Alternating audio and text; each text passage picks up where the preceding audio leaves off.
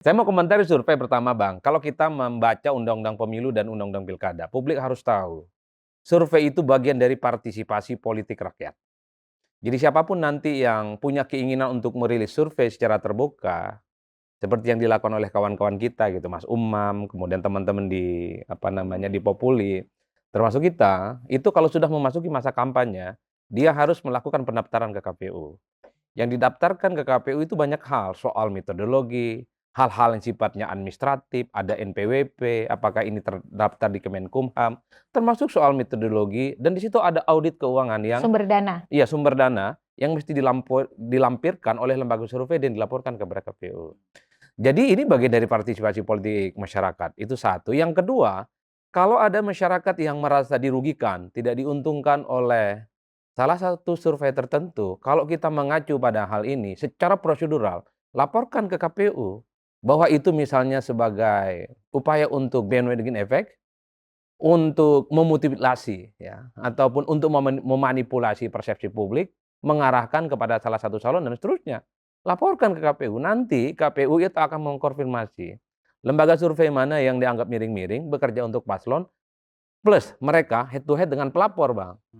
Nanti KPU akan membentuk Dewan Etik. Dewan Etik itu adalah terdiri dari mereka yang secara independen, netral, dari kalangan akademisi, profesor-profesor statistik, dari berbagai kampus dan universitas dikumpulkan. Mereka akan tanding. Kira-kira apa yang dipersoalkan? Metodologi kah? Keuangannya kah? Hasilnya kah? Atau aktornya kah yang dianggap dekat dengan salah satu kelompok? Kalau kita bicara tentang ini adalah bagian dari partisipasi politik rakyat. Jadi kalau ada survei yang tidak sesuai, jangan laporkan ke pihak berwajib. Ini anti demokrasi namanya, seperti yang kasusnya Mbak Titi. Saya anti kalau soal kayak gitu, Bang. Ini ada mekanisme. Ini hal-hal yang sifatnya dialogis, terbuka, tapi dibawa pada ranah hukum. Kalau itu boleh dibawa ke yang berwajib, kalau misalnya satu lembaga survei sudah dibayar, terima uang, tapi surveinya tidak dilakukan. Mungkin ya, mungkin. Iya. Tapi yang ingin saya katakan adalah, kalau yang dibicarakan adalah soal survei itu adalah untuk menggiring opini publik, menguntungkan salah satu calon dan partai, lalu bagaimana dengan buzzer-buzzer yang secara terbuka, deklaratif, all the time, dia mengkampanyekan salah satu paslon dan partai tertentu? Kenapa mereka tidak dilaporkan dan diaudit keuangannya? Nggak mungkin kok para buzzer itu bekerja lillahi ta'ala. Ini atas nama demokrasi dan seterusnya. Pasti ada Termasuk komen-komen di podcast kita. Betul, betul Pak. Jadi kalau semua hal-hal yang sifatnya miring itu dianggap sebagai kejahatan intelektual, kejahatan demokrasi, mestinya siapapun itu yang miring dan tidak menguntungkan salah satu calon, laporkan juga. Tapi ini kan persoalannya tebang pilih gitu. Ada sesuatu yang dianggap menggelisahkan, maka dia dianggap miring dan hanya bekerja untuk salah satu calon. Yang ingin saya katakan, ini ada mekanisme yang kita bisa tempuh secara prosedural. Majukan orang yang ngerti survei, gugat itu survei di KPU, undang kawan-kawan media, biar ketahuan siapa yang nggak ngerti survei, siapa yang abal-abal, dan siapa yang bohong. Itu yang pertama. Yang kedua, banyak publik tidak tahu survei ini adalah alat bantu loh, dan dia bukan hasil resmi dari KPU. Bukan hasil resmi dari KPU, Bang. Walaupun 2014-2019 hasil survei dengan hasil KPU itu nggak terlalu jauh. Oh iya, nanti saya jelaskan itu. Ya. Saya jelaskan. Makanya saya biar jangan lupa, saya ingatkan. Banyak orang yang mengasumsikan survei ini bisa menggiring hasil pemilu. Nggak ada cerita, Pak. Nggak bisa teman-teman lembaga survei itu mengintervensi, apalagi mendikte KPU untuk memenangkan salah satu calon. Kalau survei itu dianggap sebagai satu instrumen untuk memenangkan pemilu, bubarkan partai politik. Ngapain bikin partai, Bang? Kalau survei itu bisa memenangkan salah satu kontestan dan partai, bubarkan relawan, bubarkan tim sukses. Cukup aja hire konsultan politik. Sebenarnya Mas Adi, yang ada di Persepi itu, yang ada 40 lembaga kalau nggak keliru sekarang. Alasan kita untuk membubarkan politik sudah ada, partai politik. Iya. Karena partai politik tidak punya kader, kemudian mereka memilih calon presidennya berdasarkan hasil survei. Iya kan? Nanti saya jelaskan lagi. Ya. Yang ingin saya katakan adalah survei ini bukan hasil resmi dari KPU sebagai pemenang pemilu. Jadi survei ini hanya alat bantu sebenarnya untuk mendeteksi soal potret politik elektoral secara terkini, pilihan orang ke siapa, soal pilpres, pilihan orang soal partai politik dan seterusnya. Ingat loh Bang, survei itu adalah produk ilmu pengetahuan yang memuliakan rakyat biasa saja. Mungkin Bang Zulfan sering baca literatur-literatur ilmu politik. Dulu kalau orang bicara tentang politik, yang dibicarakan itu pasti elit-elit partai. Yang dibicarakan itu adalah presiden. Yang dibicarakan itu adalah mereka darah biru, konglomerat dan seterusnya. Rakyat biasa Bang, petani, nelayan, buruh, tukang beca, atau kelas menengah ke bawah, itu tidak pernah dibicarakan sebagai instrumen penting dalam politik. Survei merekam itu. Bahwa orang biasa-biasa saja, orang yang bukan ningrat, dia bukan elit, tapi dia punya kapasitas, punya kompetensi, dan punya daya terima di rakyat. Dia mendapatkan expose dukungan politik yang cukup luar biasa. Ya Jokowi lah contoh. Ya.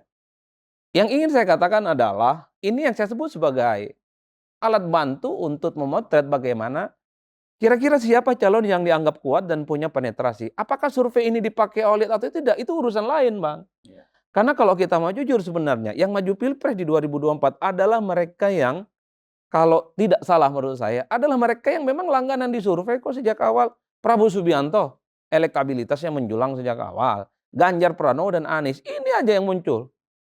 Kalau tidak mau mendengarkan logika survei, mestinya PDIP tidak usung Ganjar. Mestinya Nasdem tidak dukung Anies Baswedan, tapi ada di situ ada Pak Andika Perkasa dan seterusnya.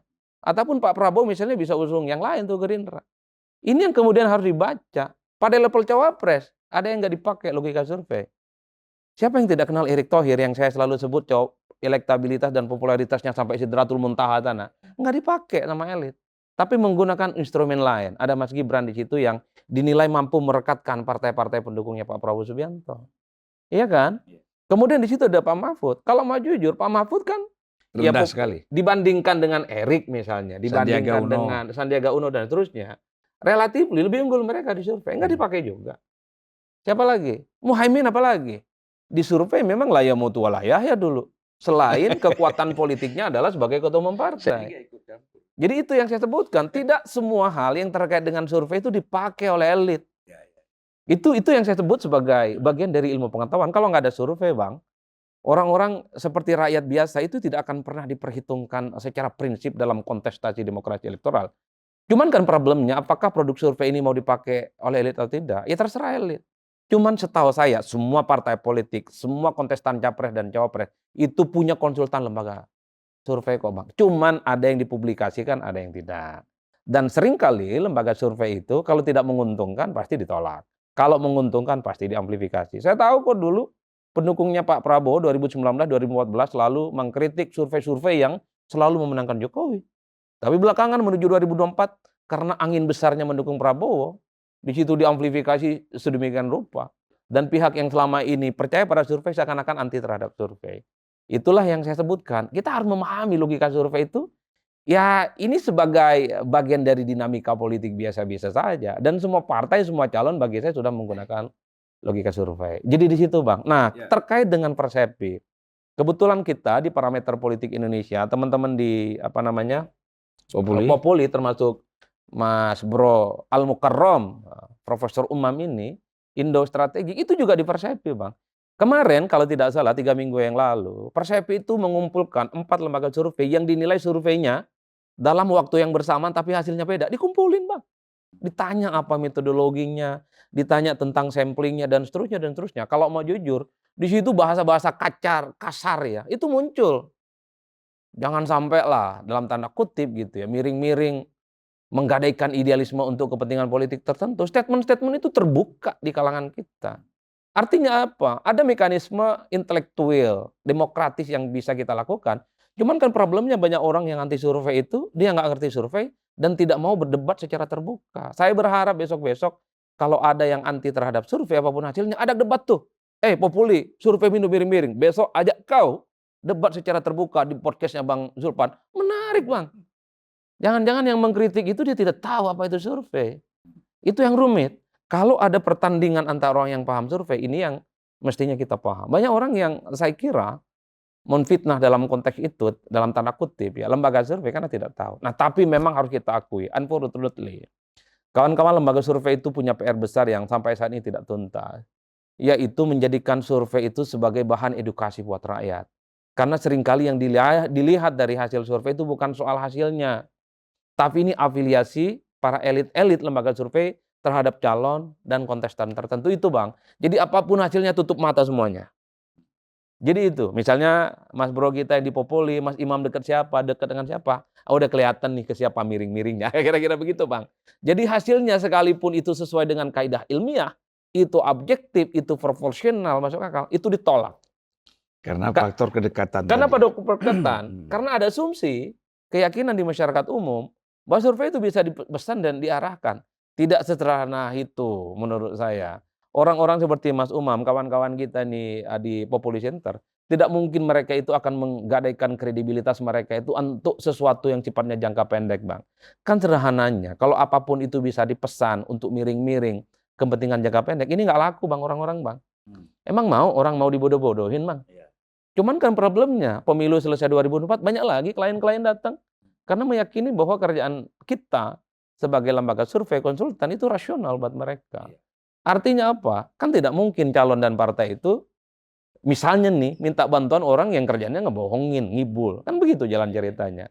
Nah, bagi saya yang memang sejak awal, sejak mahasiswa menekuni dunia penelitian dan survei, ini hidup mati saya di sini. Nggak mungkin saya akan mempertaruhkan kredibilitas untuk sesuatu yang kemudian menurut kita ini soal, ya ini adalah hidup mati kita di sini. Satu lagi Mas Adi ya, walaupun katakanlah apakah capres ataupun partai politik atau siapapun membiayai lembaga survei.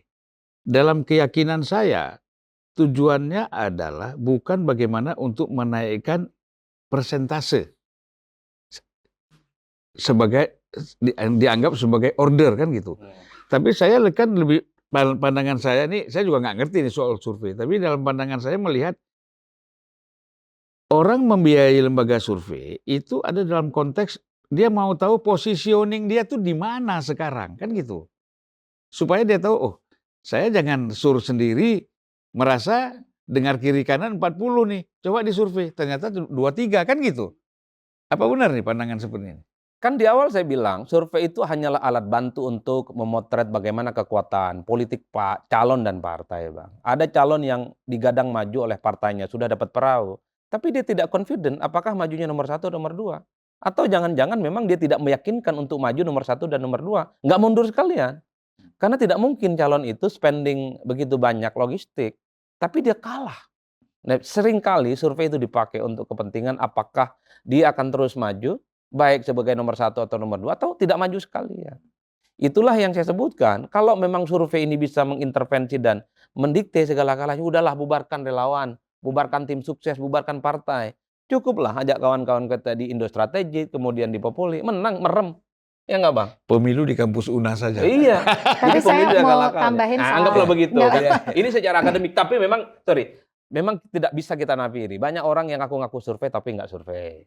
Banyak orang yang sebenarnya ngaku-ngaku survei nggak tahu ini siapa barangnya. Ini pentingnya kawan-kawan media tidak semua hal yang terkait dengan survei yang rilis secara terbuka. Kalau memang track record lembaga surveinya, para elit-elit di dalamnya, ini tidak kelihatan dan tidak punya dalam tanda kutip ya kapasitas dan kompetensi di dalamnya, tidak semua hal harus diekspos. Jadi memang harus pilih-pilih, Bang. Karena ini menyangkut ilmu pengetahuan soalnya. Iya, iya. Jadi gini ya, saya mau nambahin sedikit nyambung. Jadi gini, sedikit ya, mumpung masih nyambung. Prosedur Ya, tadi. memang sengaja saya panas-panasin. Ya, kan kita membaca fenomena ya. Jadi di balik keperluan dunia politik pada sumbangan ilmiah melalui survei, itu kan nggak bisa ditawar karena itu kebutuhan. Tetapi jangan lupa kita juga harus bijak bahwa kontroversi di berbagai lembaga survei itu juga terbaca. Jadi maksud saya biasa-biasa aja kita dalam merespon itu. Jadi yang penting itu SAP itu SAP itu juga kalau itu kemudian bisa terus membuka kepada ruang publik mana lembaga-lembaga survei yang betul-betul kredibel, itu adalah upaya-upaya yang mungkin bisa dilakukan untuk menghadirkan bahwa lembaga survei itu adalah suatu pendekatan ilmiah dan memang diperlukan gitu. Kemudian survei itu mendukung saya tergantung penggunanya gitu loh ya. Nah, jadi saya kira kita juga tidak terlalu perlu juga semacam seakan-akan ini kredibilitas kita digugat, biasa-biasa aja. Yang perlu itu adalah satu keseimbangan, ya.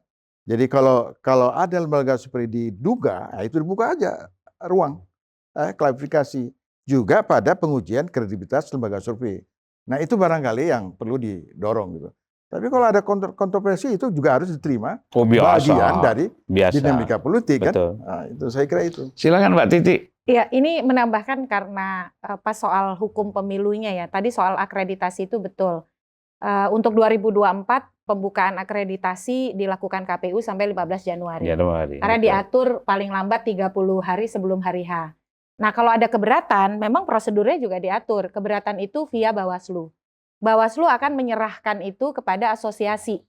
Jadi memang peraturan kita memberikan prosedur itu kepada asosiasi. Makanya persyaratan untuk bisa mendapatkan akreditasi lembaga survei dari KPU harus terdaftar minimal 1 tahun di asosiasi lembaga survei. Dan kalau ada dugaan pelanggaran etik soal metodologi, tidak turun ke lapangan dan lain sebagainya, itu Bawaslu akan serahkan ke asosiasi. Asosiasi yang membentuk tim etik dan merekomendasikan sanksi kepada KPU, dan KPU akan menjatuhkan 2 jenis sanksi, peringatan dan yang kedua adalah pencabutan akreditasi. Jadi memang ya masyarakat juga betul tadi harus diedukasi. Kalau ada keraguan, keberatan terhadap misalnya survei yang tidak dilakukan dengan metodologi yang akuntabel atau tidak turun ke lapangan, ya ikuti saja prosedur yang ada sehingga asosiasi yang kemudian melakukan koreksi ataupun penegakan atas itu. Karena pemidanaan sebenarnya hanya dimungkinkan untuk 2 hal. Kalau di Undang-Undang Pemilu kita terhadap survei. 1, bagi mereka yang mengumumkan hasil survei di masa tenang, itu tidak boleh. Atau yang kedua, hasil hitung cepat yang diumumkan sebelum 2 jam setelah waktu Indonesia Barat selesai pemungutan suara. Lebih dari itu tidak ada pemidanaan untuk lembaga survei. Melainkan proses etik dan itu pun diselesaikan oleh asosiasi. Jadi ini memang harus diluruskan juga dan publik kita perlu paham gitu.